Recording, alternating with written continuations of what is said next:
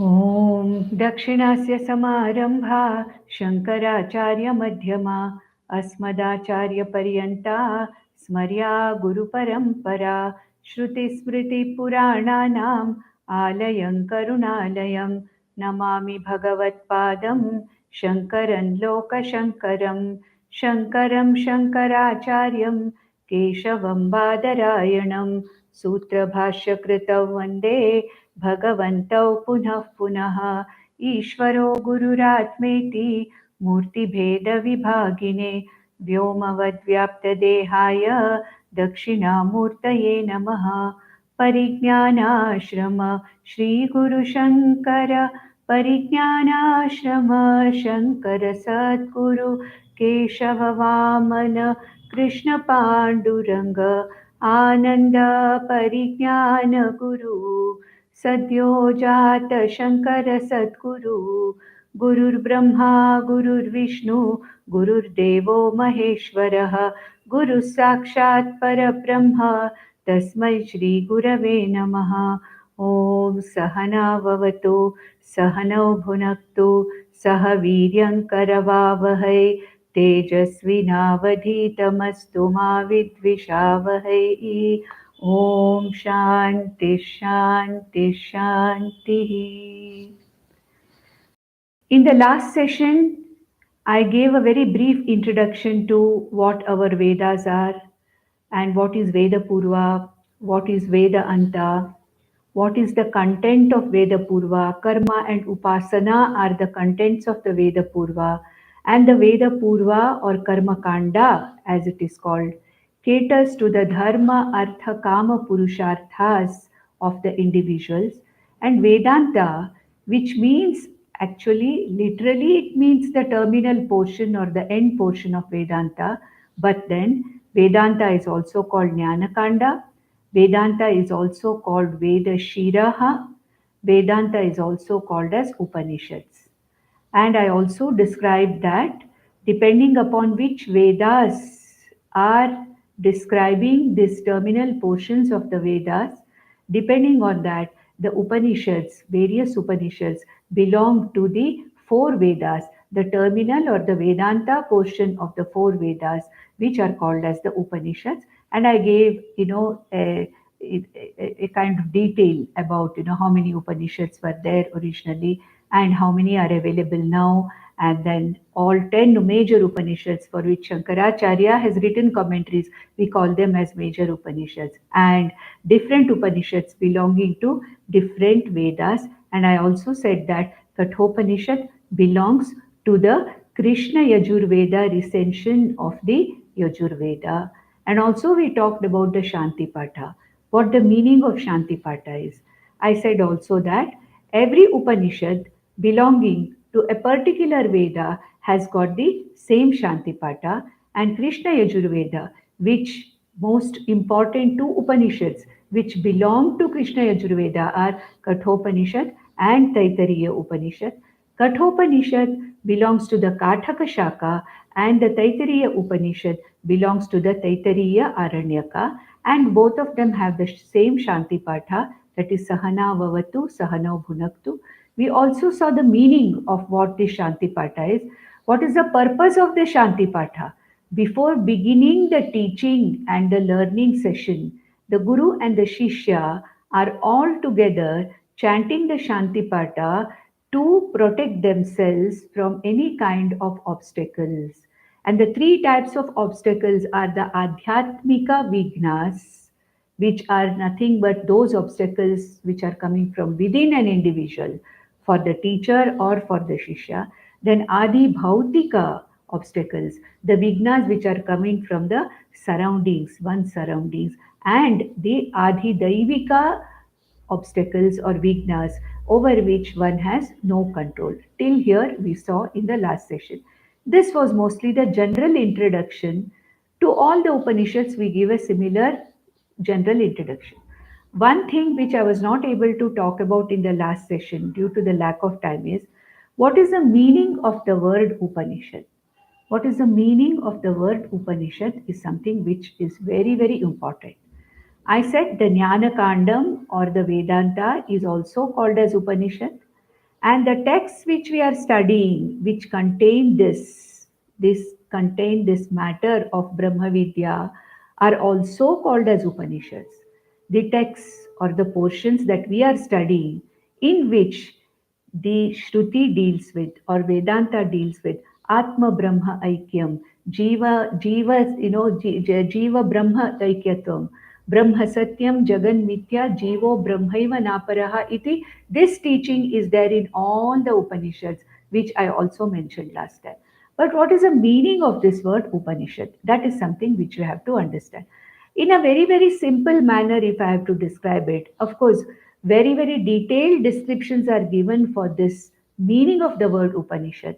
But then we let us, stick to the very basic primary meaning of what Upanishad really means. Upanishad can be divided into three parts: Upa, Ni, and Shad. Upa means that which is the closest to me, that which is the innermost, that which is the nearest, that which is me myself. And what is that which is the nearest to me? What is it that is closest to me? What is it that is innermost to me? It is nothing but myself, the Atma. Therefore, Upa means Atma or myself. Ni means Nishchaya Jnanam.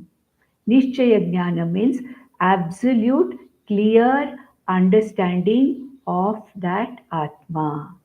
By this knowledge, this clear knowledge of what I am, what this Atma is, Ni, Nishchaya Jnanam, Upa, that which is the closest, that which is me, myself, the Atma, the knowledge of this Atma, the knowledge of myself, the clear knowledge about what I am. What does it do? Shad. Shad means that which destroys my samsara. Shad has the meaning of Visharanam or Gatihi or destruction of my samsara, my bondage. Now, let us not worry whether our bondage is real in the first place or not. That's not the thing to be discussed here. But there is no doubt that all of us are feeling bound. There is no doubt that we are all feeling that we are bound by this samsara. We feel that we are samsaris. And then this bondage at present is real to me. And as a mumukshu, I want to get out of this bondage, and therefore I surrender to the Guru and Shastra for this knowledge. So, what does this knowledge do? This knowledge literally frees me from this bondage. And what is the freedom from this bondage called as? It is called as moksha. Therefore, what it says is upa, ni, and shad means the knowledge of myself, the knowledge of my swarupam, the very clear understanding of who I am or Atma, that I am this Atma, not different from Brahman. I am this unlimited Atma iti, that which I understand about myself, Upa, Ni, the very, very clear knowledge which destroys the samsara for me.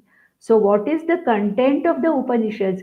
It is this clear knowledge, this knowledge which talks about myself, this knowledge which tells me you are not what you think you are not the body, mind, sense complex Anatma, but you are the Sakshi Chaitanya Atma iti. This Upanishad, the content of this Upanishad is this knowledge. It is this knowledge which tells me that you are not what you think you are. It removes all my confusions and wrong notions about myself, and because of which my ajnanam is gone, and the I, the Atma, the consciousness I, the Atma, reveals itself clearly to me in its absolute glory. Therefore, what is the purpose of the Upanishad? It is the knowledge that is there in this Upanishad by which this samsara is destroyed for me. And what is that knowledge? Ni, Nishchaya Jnanam, about Upa, that which is the closest to me, that which I am. So the knowledge about myself, this clarity of knowledge or clarity of perception about who I am, which actually destroys my present perceived bondage for me. This is the meaning, real meaning of the word Upanishad. Upanishad also means sitting at the feet of the Guru and learning Atma Vidya. Upanishad is nothing but Atma Vidya. Upanishad is nothing but Brahma Vidya. And as I said, all the Upanishads, what does Katha Upanishad talk about? Brahma Satyam Jagan Mithya Jivo Brahmaiva Naparaha. What does Taittiriya Upanishad talk about? Same thing, Brahma Satyam Jagan Mithya Jivo Brahmaiva Naparaha. What does Taittiriya Upanishad talk about? Same thing. Every Upanishad talks about the same thing as to what is the Jiva Swarupa, what is the Jagat Swarupa, what is Ishvara Swarupa, and ultimately what is the absolute reality. Atma or Brahman is the absolute reality, and this Atma is not different from that Brahman, which is the Adhishtanam of this entire universe. All these we have seen in Vivek Chudamani also. Therefore, I am taking it for granted that these are familiar words, these are the concepts which we have already seen in Bhagavad Gita, these are the truths, the Vedantic truths which we have already seen in Viveka Chudamani also. This is the meaning of the word Upanishad. And as I said, Kathopanishad belongs to the Krishna Yajurveda, and we already chanted the Shantipata Sahana Vavatu. And as I said in the last session itself, the Kathopanishad actually has two main chapters which are called as Adhyayas, Prathama Adhyaya and Dvitiya Adhyaya. And the Prathama Adhyaya has got three sections which are called as Vallis. And the second Adhyaya also has three sections called as the Vallis. So totally this Upanishad has two Adhyayas and six Vallis, totaling to about 120 verses. Now, here we have to now start the Upanishad. And when we start the Upanishad, we always start the Upanishad with our prostrations or namaskaras to the Guru and the Shishya. As I said, every Upanishad is a dialogue between a Guru and a Shishya. And in Kathopanishad, who's the Guru? Bhagwan Yamadharma Raja, or the god of death, or the deity of death is the Guru. And who's the Shishya? Is a Vaidika, an 8-year-old boy who is the son of a Vaidika, is the Shishya. And therefore, this is a samvada. It is a dialogue. It is a samvada between the Guru Yamadharmaraya and Shishya Nachiketas. Nachiketas, he can be also called as Nachiketa. So Nachiketas Sakarantaha Shabdaha, it is Nachiketas. So Yama Nachiketa Samvadaha is this Kathopanishad. And the first Vali actually, like Bhagavad Gita, the first Vali of Kathopanishad is talking about a story. Actually, the whole Upanishad revolves around a story. But the story is most prominently brought about in the first 1.5 Valis. So the actual teaching of the Upanishad starts only from the 18th verse of the second Vali. So the first Vali and the second Vali's 17 verses are nothing but an introduction in the form of an Akhyayika. An Akhyayika also means a story. Now, what is the purpose of this story here? For about 1.5 Vallis, we have got a story. What is the purpose?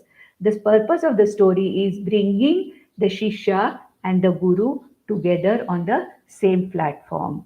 The Guru Yamadharmaraya and the Shishya Nachiketas are brought together on the same platform. And what else is the purpose of this Akhyayika? The story of Nachiketa reaching Yama and how Nachiketas and Yama come together. After all, Lord Yama is the god of death. He is in his own world. God of death is in his own world. Nachiketas is a human jiva who is on this earth, a Vaidika. How is it that they met? Where did they meet? What was the occasion? How they came face with each other? That is something which also has to be talked about, and that is what is talked about in the very first Vali in the form of a story.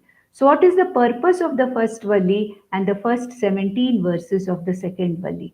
The purpose is number one, bringing the Guru and the Shishya together, number one. Number two, talking about the glory of the teachings of Upanishads or the glory of Brahma Vidya. What is the glory of this Brahma Vidya? That is what is going to be discussed. The third thing is, what are the characteristics of a guru? What are the characteristics of a guru? What does it require for a guru to be to teach Atma Vidya? And lastly, what are the qualifications? What are the adhikaritvams that are required by a Shishya? These are the four things that are discussed in this story or Akhyayika. That is what the Guru and the Shishya are brought together, the circumstances which bring these two together, the glory of Brahma Vidya, the importance of a teacher, the importance of a teacher, that is, a teacher is necessary, a guru is necessary, because an Upanishad is so cryptic. The story itself, you will find, as I'm describing, that the story is also so cryptic that you have to have a teacher who uncodes or decodes the story also and tells you exactly the gaps that are there in the cryptic Upanishadic mantras. The verses of the Upanishads are called as mantras, and in these mantras there is so much of a cryptic explanation, and sometimes there is so much of brevity in these mantras that if we just read these mantras, it is not possible for us to understand what is actually being talked about, and it requires a guru to decode what is told. Therefore, the need for a guru, importance of a guru. Then what are the characteristics, or what are the lakshanas that a guru should have to be teaching this Brahma Vidya? And lastly, what is the adhikaritvam that is necessary on the part of a shishya? These are all the things that are talked about. So let us go to the first verse, first vali, Prathama Adhyaya, Prathama Vali, and the very first verse. And usually in the Bhashya, it is a tradition that in Kathopanishad we always offer our namaskaras to the teacher Yama and to the student also Nachiketas, because of whom we have learnt this particular knowledge. So we start with this prayer. Om Namo Bhagavate Vaivasvataya Mrityave Brahma Vidyacharyaya Nachiketase cha. So our pranams, Om Namo Bhagavate Vaivasvataya Mrityave. Vaivasvata, that is the son of Lord Sun, S-O-N son, Putra of Lord Sun, Vivasvan the son, Vaivasvata. Yama is Vaivasvata. He is nothing but the son of Lord Sun. Vaivasvataya Mrityave. Hey Mrityu Devata, my namaskaras to you. And Nachiketa Secha. Hey Nachiketa, the deserving 8-year-old boy, a Shishya of Brahma Vidya, my namaskaras to you also. So how does the first verse start here? Om. Always Upanishads start with Om. Om is an auspicious symbol, and therefore any teaching which starts with this auspicious symbol Om. Om Ushanhavai Vajashravasah Sarva Vedasam Dadau Tasyaha Nachiketa Nama Putra Asa. That's all is the mantra. But there is a lot of story which goes within this mantra itself. It is said that in the past, long, long, long ago, we don't know when it was, long, long ago, there was a Vaidika known as Vajashhravasaha. Vajashhravasaha. Vajashhravasaha means, the name means, a person who was well known for his deeds of sharing food. Vajaha means annam. Vajaha means food. And Vajashravasaha means the one who was well known or who was famous for distributing food as Danam.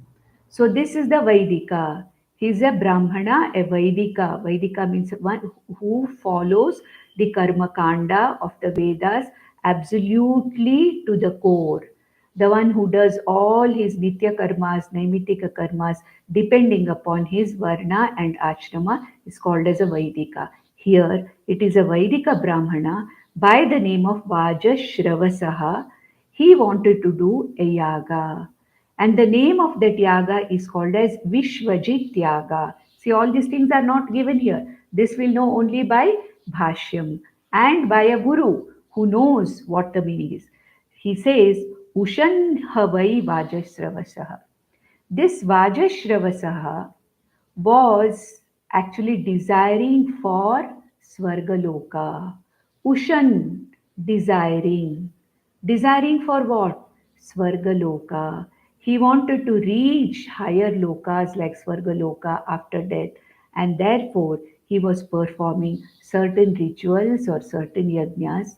And one of the most well known yajnas is what is called as a Vishvajit Yajna. And what did he decide to do there? Sarva Vedasam Dadau.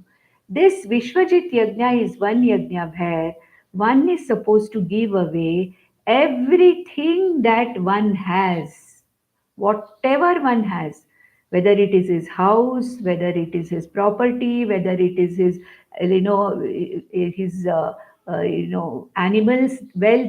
wealth that he's having cows. In those days, cows were the wealth, the animals were of wealth. His ashram, whatever he possesses, money or gold or food or whatever he possesses. Nothing has been mentioned about the family members, but then it is said that whatever objects a person owned, he is supposed to distribute everything that he has in this yaga or this yajna or this ritual, fire ritual called as Vishvajit Yajna, where he is supposed to give everything. Therefore, Sarva Vedasam Dadau. Sarva Vedasam, all that he had, Sarvam Vedasam, Sarva Vedasam.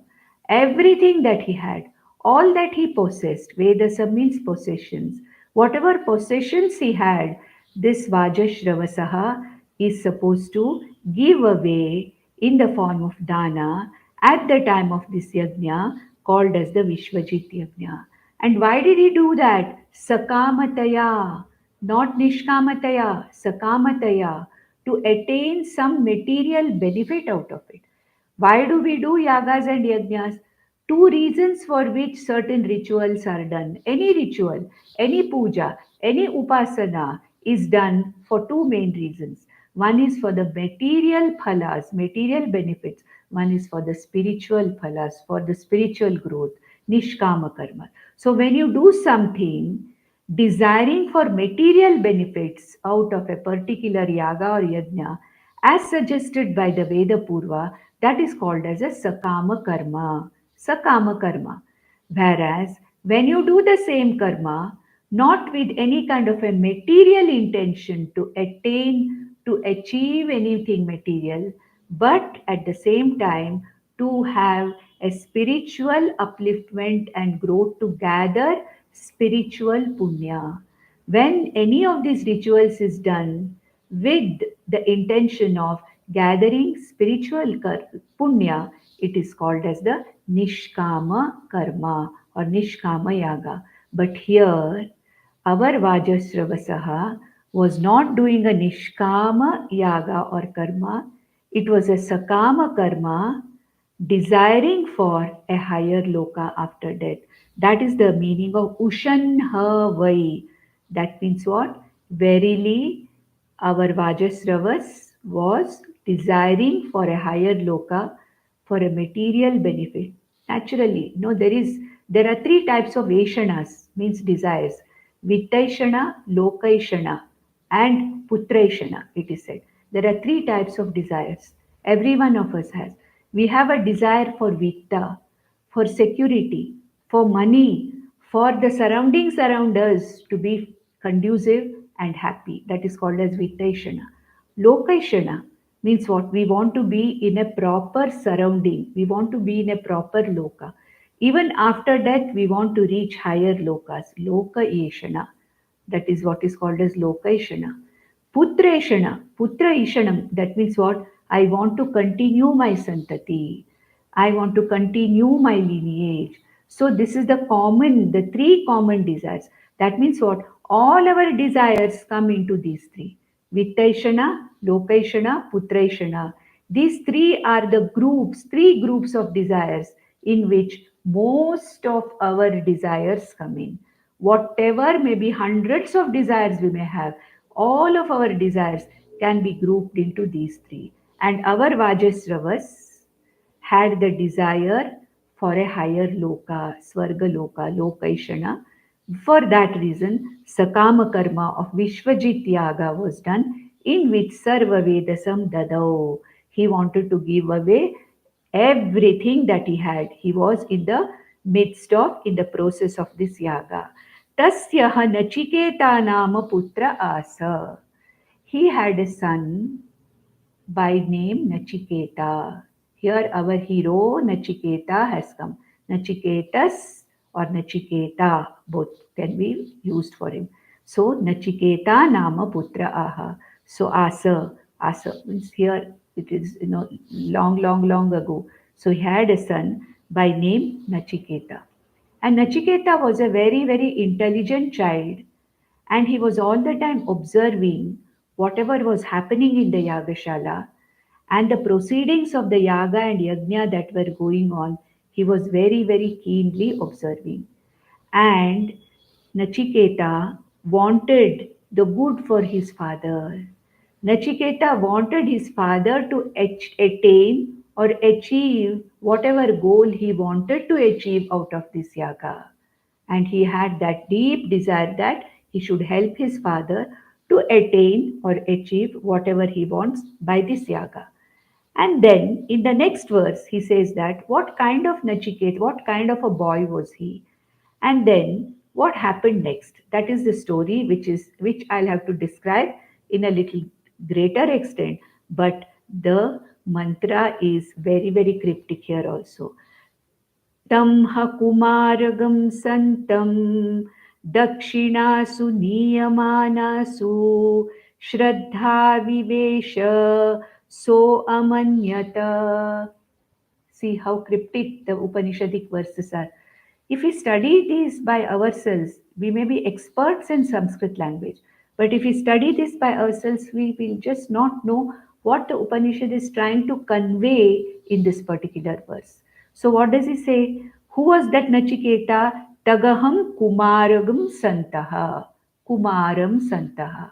So, he was of the age of a boy, Kumara. This Nachiketa was a Kumara.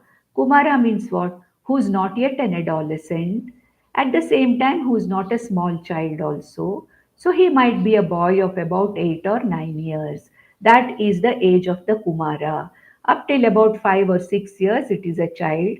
After that, till the person becomes an adult, at that adolescence, till that adolescence, this boy is called as a Kumara, Kumara, Kumari.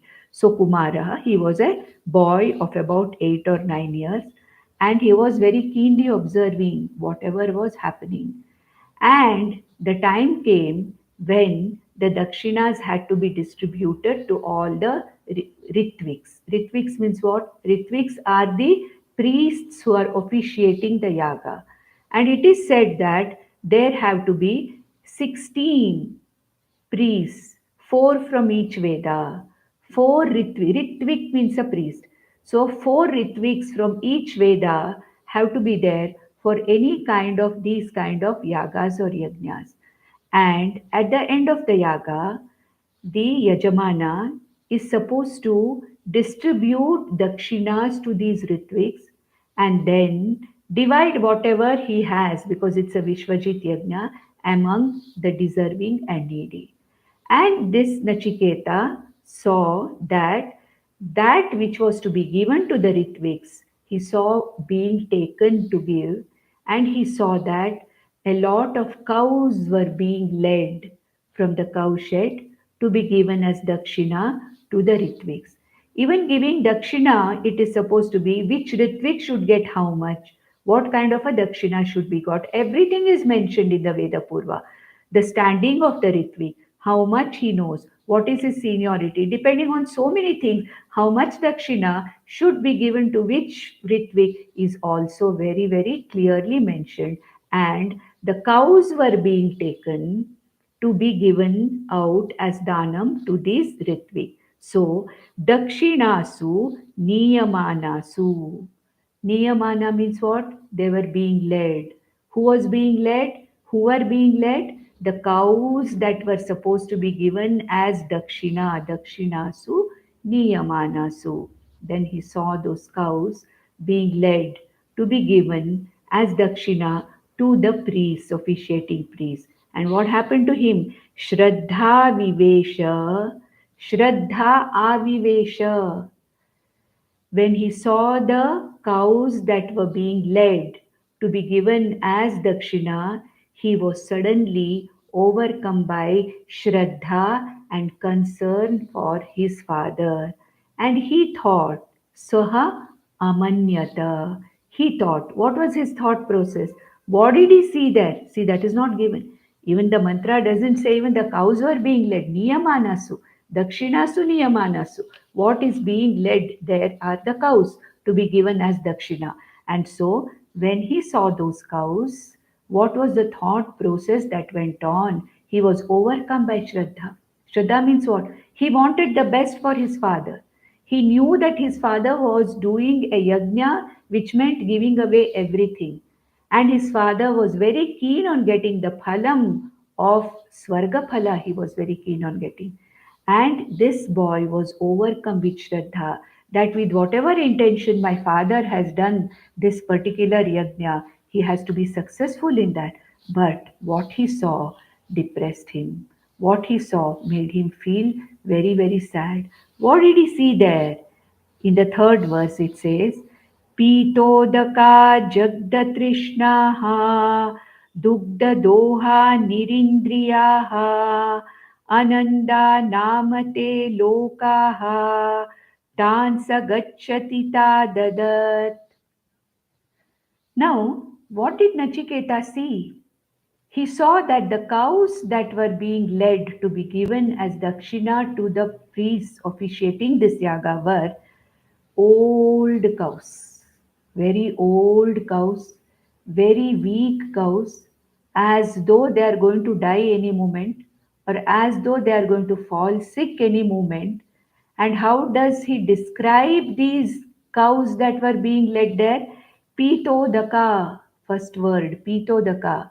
Those cows who had already drunk the last bit of water, and they did not even have the strength to swallow any more water. So they had drunk the last lot of water they had to drink. Pitodaka. Jagdatrishtrinaha. Jagdatrinaha. Jagdatrinaha. This means what? Trinaha means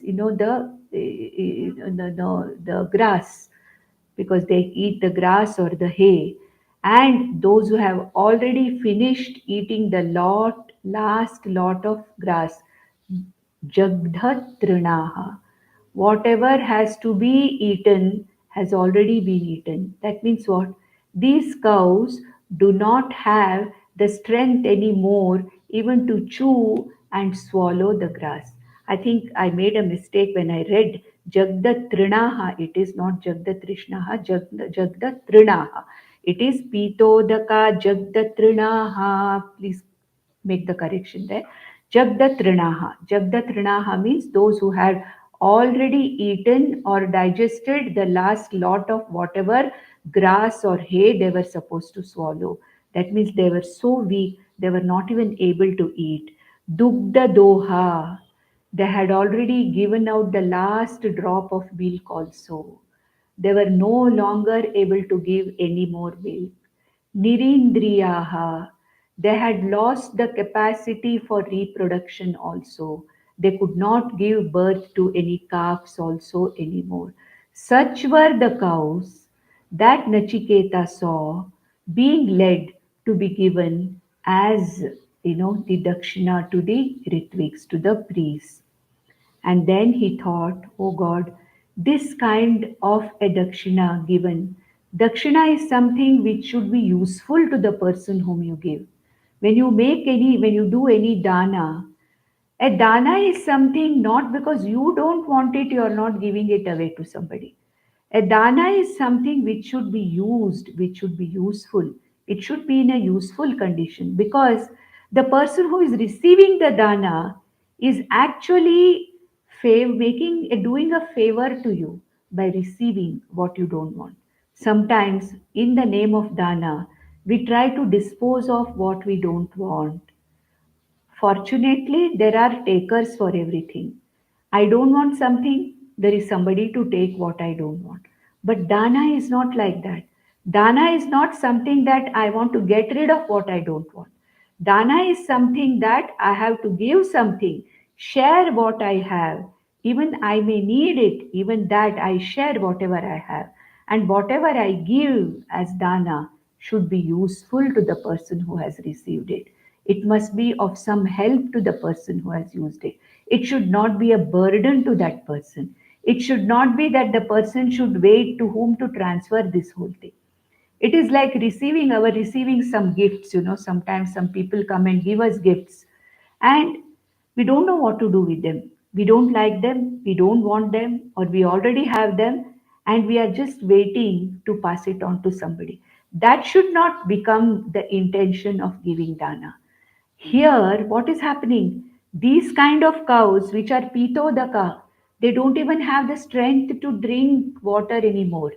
Dagdha trinaha, those who have already eaten their last bit, they don't even have the strength to swallow, chew, and swallow grass or hay.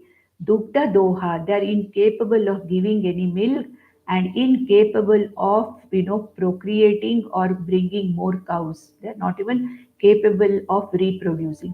These kind of cows, how are they going to help a person who receives them?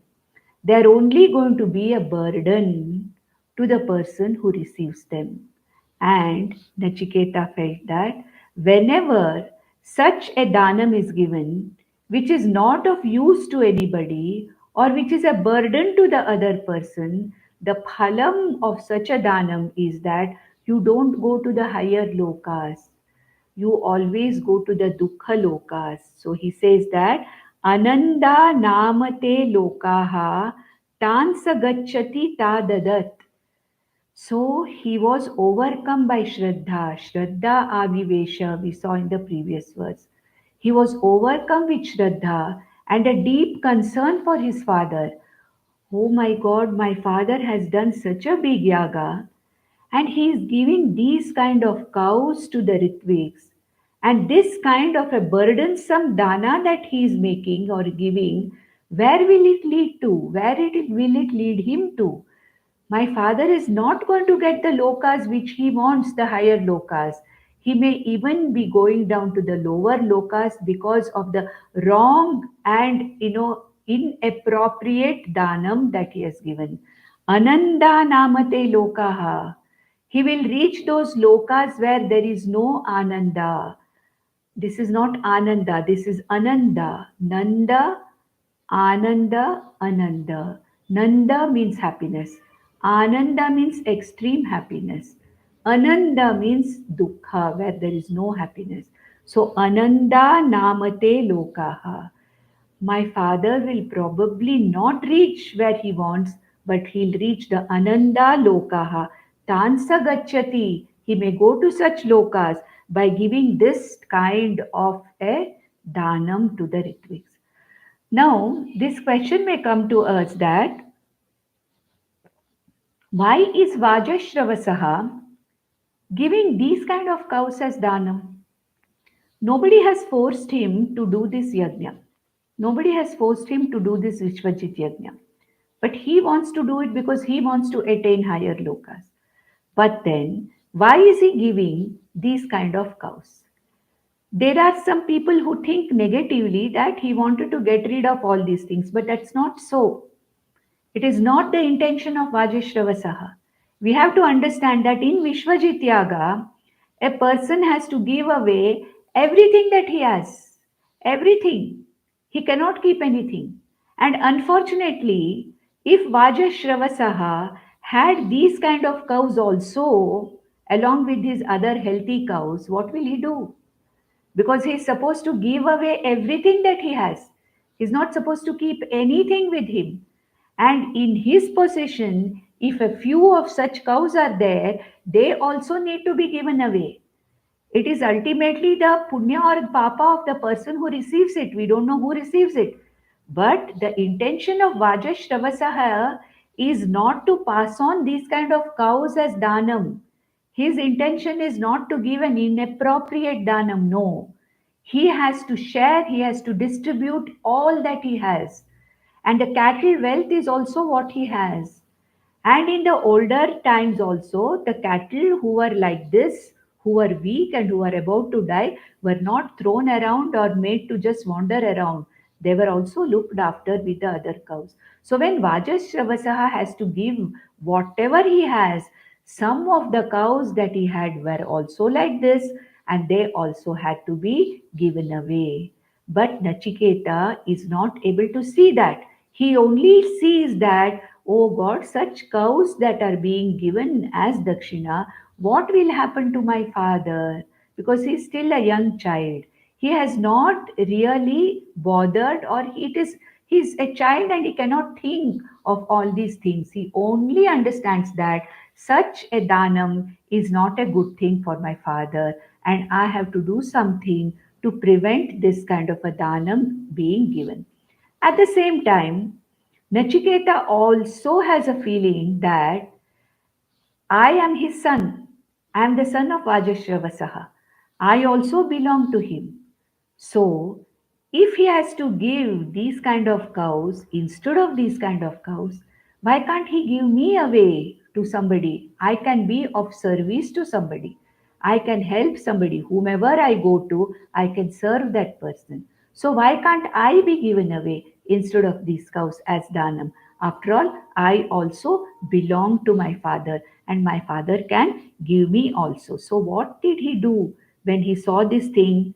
In the next verse, in the fourth mantra, he says, Sahovacha pitaram tata kasmai mam dasyasi iti dvitiyam tritiyam tagam hovacha mrityavetva dadami iti. Here also this verse is very cryptic. Again, in between lines, we have to read the story here also. So he said, Sahovacha pitaram. Saha Nachiketa Pitaram Uvacha. He went to the father and he talked to the father and he asked. What did he say? Tata means Tata. Hey father, hey Tata. He addressed, hey Tata. Kasmai mam dasyasi. Who are you going to give me? Because he saw this, he said, he thought, maybe I'm a much better Danam, much better than these kind of useless cows that are going to be given to somebody. I am a young boy full of energy and I can serve whomever my father gives me as dakshina. Therefore, hey tata, hey father, kasmai mam dasyasi. To whom will you give me? He asked. The first time he asked, the father did not answer because he was in the Yagashala. He was busy distributing the Dhanam, distributing whatever he has. And therefore, the first time the child asked, he ignored the question. He did not answer. Dvitiyam Tritiyam Tagam Hovacha. Second time, Nachiketa asked the same question. Tata Kasmai Mam Dasyasi. Hey father, who are you going to give me to? Second time he asked. Second time also the father thought this is a young child, childish. Sometimes children go on repeating questions. Sometimes they want something, they'll go on repeating, I want, I want, I want. They keep on asking the same question. It is a very childish trait. And however, our Nachiketa is hardly 8 or 9 year old Kumara. He is a Kumara.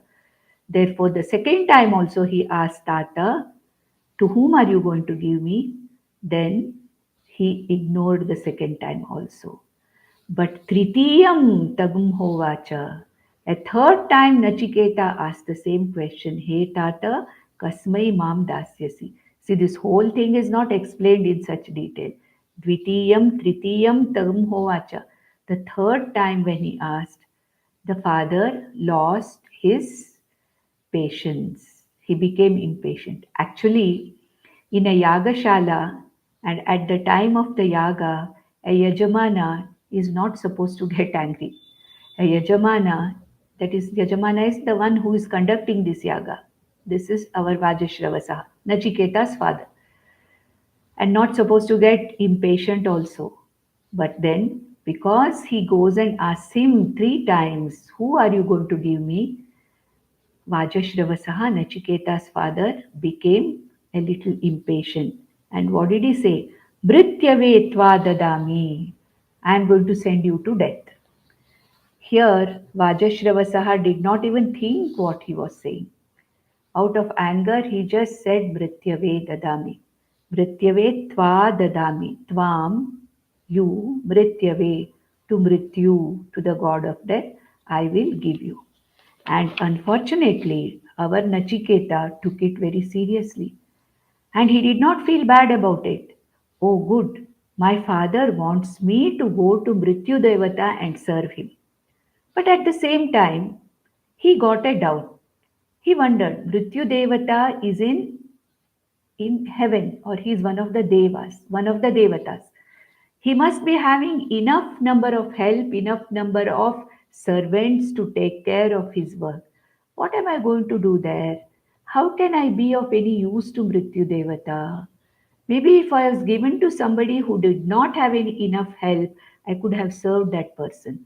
But my father wants me to go to Mrityu Devata or Yama Dharmaraja. What could be the purpose? But from what I know, all the Devas, they are all having lot of helpers and servants to serve them and help them. In which case, what will be my role? What will I do there, going there? How will I serve Yama? And at the same time, why did my father want me to go to Yama? Is there any reason for that? So he thinks, goes to a corner, and he thinks aloud by for himself as to what could be the reason why his father wants him to go and be a dakshina to Yamadharmaraja. What could be the reason? In the fifth verse, the mental process, the thought process of Nachiketa as to why my father is sending me to Yama. He's not feeling bad, he is not scared at all, but he's wondering what could be the reason why I have been asked to go to Yamadharmaraja, to the god of death. He has enough help. What am I going to do there? What will be my role there? He thinks about it. And how he thinks about it? In the fifth verse, let us see that.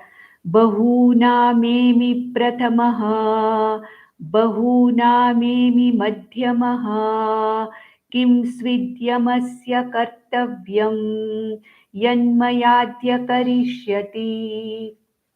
So he thinks for himself, among my father's shishyas and sons, I am quite a good student. I am a good son. Bahunam emi pratamaha. I am quite a good shishya. I am quite a good son. Among many of my father's shishyas, aham prathamaha. I am quite a good shishya. Bahuna memi madhyamaha. Maybe I am not the topmost, but I am at least of the middle order of shishyas, somewhere in the middle. Bahunam. Among many of my father's shishyas, he was a Vaidika. I may be somewhere in the middle. Or among some of the shishyas, I may be really a very good shishya and a very good son. Kim svid yamasya kartavyam. What will I do going to Yama? What could be my purpose? How could I serve Yama Dharmaraya? Yan maya adhyakarishyati. In what way can I help Yama? In what way can I, be of service to Yama? Why is it that my father is sending me there? But then he said, if my father is sending me to Yama and he has talked this or said this in Yagashala, and anything that is spoken in Yagashala at the time of a yajna is considered to be the truth and it has to be followed. That is one of the rules.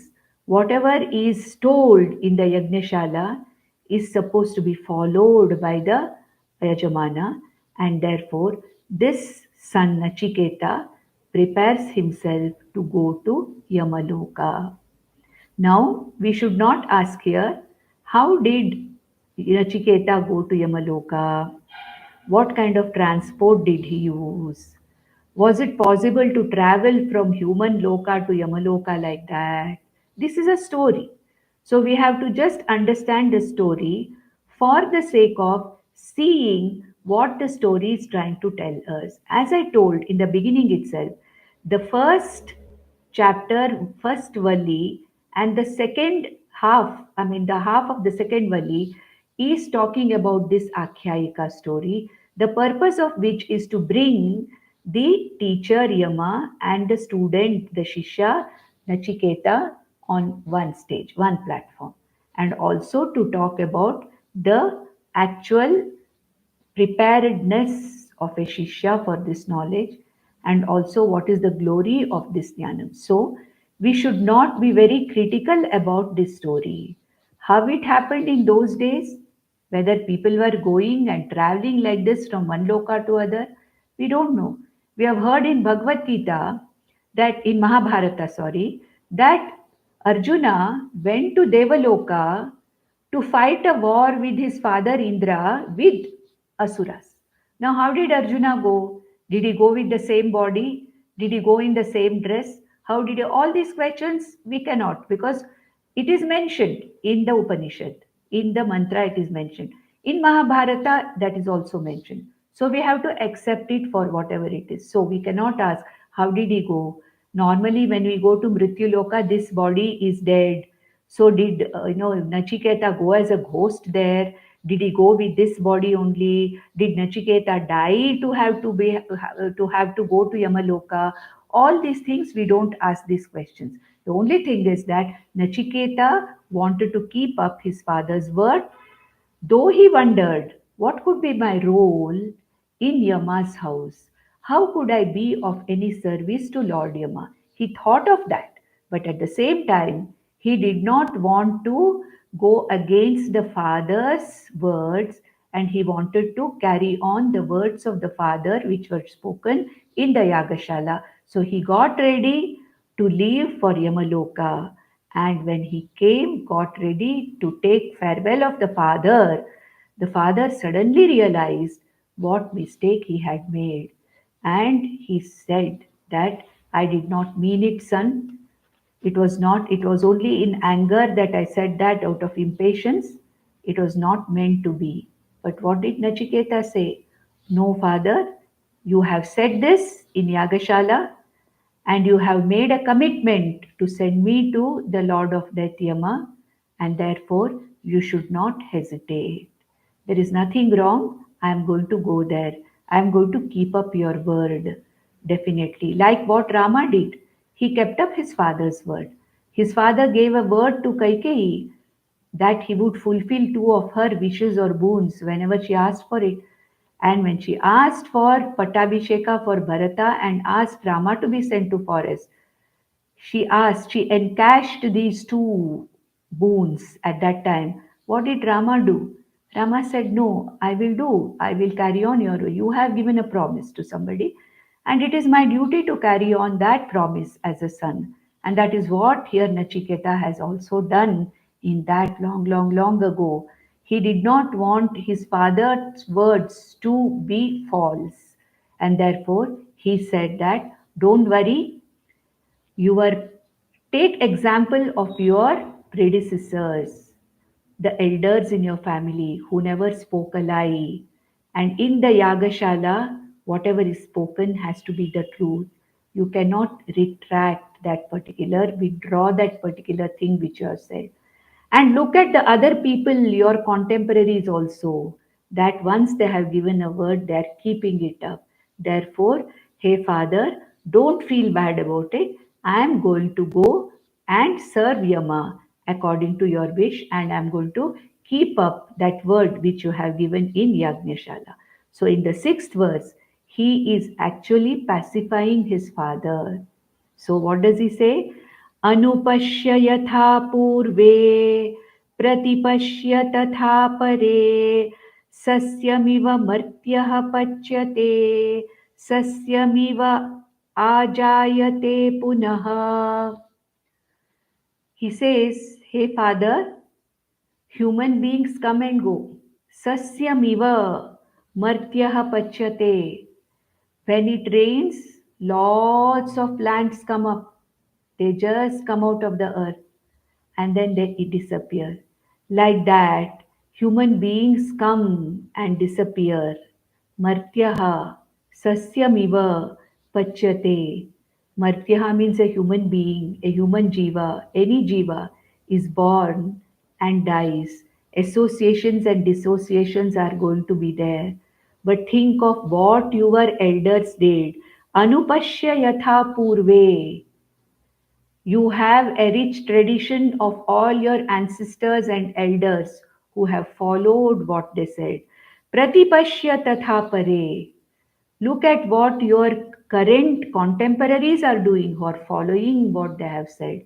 And I will not let whatever you said in the Yagashala to become a false thing.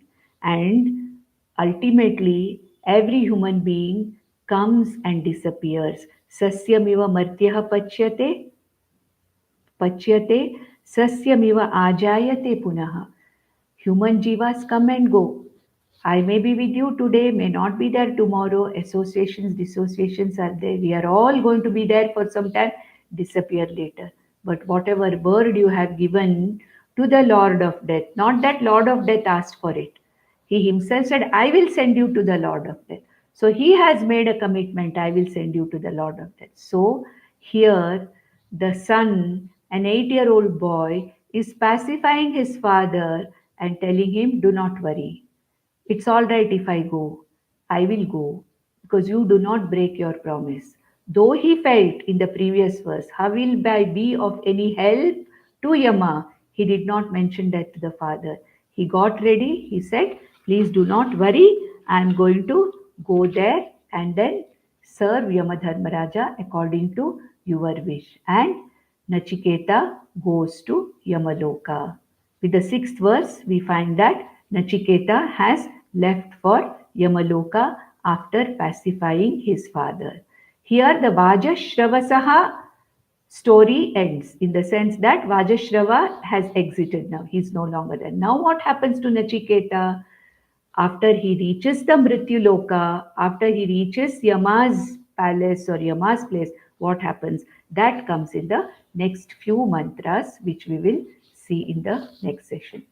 ॐ नन्दन्तु साधका सर्वे विनश्यन्तु विदूषकाः अवस्थाशाम्भवी मेस्तु प्रसन्नोऽस्तु गुरुः सदा सर्वे भवन्तु सुखिनः सर्वे सन्तु निरामयाः सर्वे भद्राणि पश्यन्तु मा कश्चित् दुःखमाप्नुयात् ॐ शान्ति शान्ति शान्तिः ॐ तत्सत्